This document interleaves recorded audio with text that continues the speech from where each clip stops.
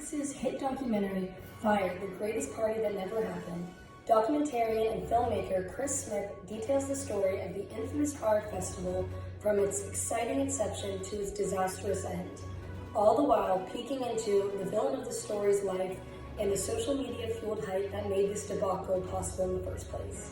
Hi, my name is Emily Rizak, and today I'm here to review, like I said, Netflix documentary, Fyre, The Greatest Party That Never Happened. This film was co-produced by Jerry Media, the social media agency responsible for promoting the Fyre Festival leading up to the event and covering up the fraud during the event. The Fyre Festival was dreamt originally by Johnny McFarlane in order to create publicity and get more users on his app called Fyre Media, which was used to book public figures and celebrities for large events. This festival was supposed to be a luxurious event with large performances, great quality food, as well as luxurious sleeping arrangements on the island of Great Exuma. However, it turned out to be an event with no performances, nowhere to sleep, and millions of dollars lost. But hey, at least they were able to serve the attendees who paid thousands of dollars to travel there cheese sandwiches for dinner, right? And calling both... Now, to give you a little background on the film, in calling both Fyre documentaries unethical misses the point, White House analyzes the moral ethics at hand for filmmakers of Netflix's documentary on the Fyre Fest, as well as competing documentary Fyre Fraud made by Hulu. Both streaming services released documentary films covering the event around the same time, which created a battle of who covered this tragic failure of a festival in the most ethical way. The Fyre Festival affected in a negative way so many lives of people, so when covering these types of things, there's a lot of pointing fingers and questions which are raised to ask whose voice is being given a platform, as well as whose ethics in the story are being embraced in the filmmaking process, as described by White House. Both of the documentaries argue that Johnny McFarlane was the main person at fault for the festival, but Hulu's Fyre Fraud consisted of a paid interview from McFarlane himself. Netflix documentarian Chris Smith, White House quotes, expressed how he could not bring himself to give money to someone like McFarlane who hurt so many people. This question of which filmmaker was more ethical gets diminished at the end by White House explaining that filmmakers are not journalists, but by being transparent on how they get their sources and how the content from the film helps provide credibility to viewers to know what their motives are. In the documentary, there's a lot of mention and footage of the influencers who played a large role in promoting the event leading up to it. There's some blame placed on them, and people were even issued subpoenas after the event for their involvement. In the scholarly article, Did the Fyre Influencers Do Their Due Diligence?, Alexa Teachin discusses the major influence that the influencers such as Kendall Jenner, Bella Hadid, and even Hailey Bieber had on this event. It was reported that in one day, the content posted by the influencers about the Fyre Festival reached 300 million people. It is stated that Kendall Jenner alone was given $275,000 for one Instagram post of the Fyre promotion. Teachin explains how people look at these influencers as superhuman and how people place an immense amount of blame on them as if they were authority figures who made people purchase tickets for this event. She goes on to explain that this superhuman stereotype makes people forget these influencers are human and they were really just as deceived as attendees were. All in all, it's determined, and I agree, that the influencers were solely used as promotion and marketing tools and were not and can't be blamed as co-producers in the festival. It's important to know also the value in influencers doing research into things that they may be promoting to the public. Peter and Sarah Stanwyck write in Fyre Festival, The Party That Never Got Started, in the American Journal of Humanities and Social Sciences Research. In this article, the Stanwicks further analyze the downfall of McFarlane. It is stated that in the days leading up to the event, Fyre employees began not receiving pay anymore, which started losing support and effort from the employees. Carpenters for the event told McFarlane days before that it would not be ready and that he needed to postpone, but he ignored them. A major storm came the morning before the event, which left the site soaked and unusable.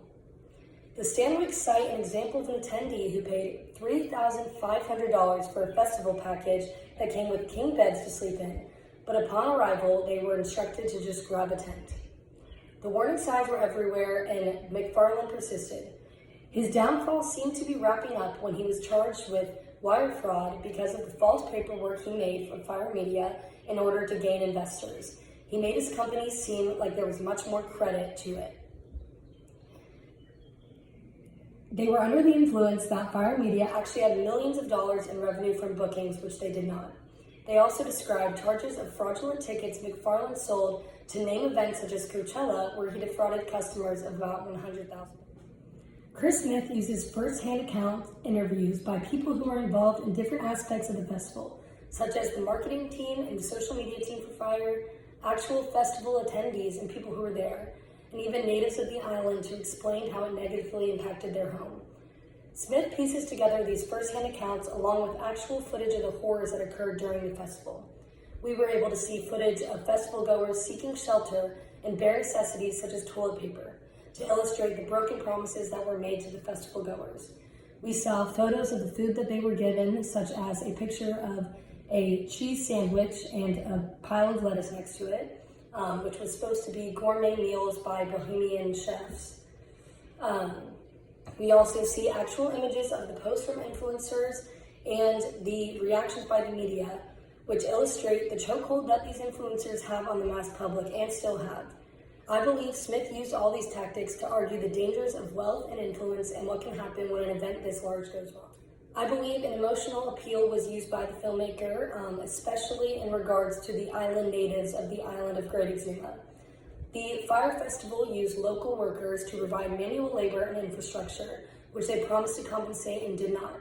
We see footage of the locals on strike or a mob demanding the money they never received. It is stated in the film that they were never paid, and it was an estimated $250,000 that these locals were owed. There is footage of the poor locals who look overworked and exhausted, which make you feel an immense amount of anger towards the villain of the film. And the most emotional part of the film is when the Bohemian woman at the end, who was in charge of the catering company, discusses how she went through $50,000 of her own life savings in order to pay her workers because Johnny McFarlane and his Fyre company did not. Her workers tirelessly prepared for the Fyre Fest just to be unpaid, and no one ever came back after the festival failed to make sure that they got compensated or were doing. We see multiple cases of sociological knowledge within the film. There's an interview on Conan where an interviewee is quoted stating, "If you had thousands of dollars to spend on a trip to see Blink-182, then that's on you. That's Darwinism at its finest." This is a light joke or jab in regards to the concept of social Darwinism, which is basically natural selection of groups of humans. That's why some of the festival goers were not as empathized because they were willing to drop large sums, thousands of dollars, on a festival with very little credibility. Another sociological takeaway from the documentary of the Fyre Fest would be how consumerism played a large role in this tragic event. The point of people going to this event and spending thousands of dollars was not for the music or the performers or the experience.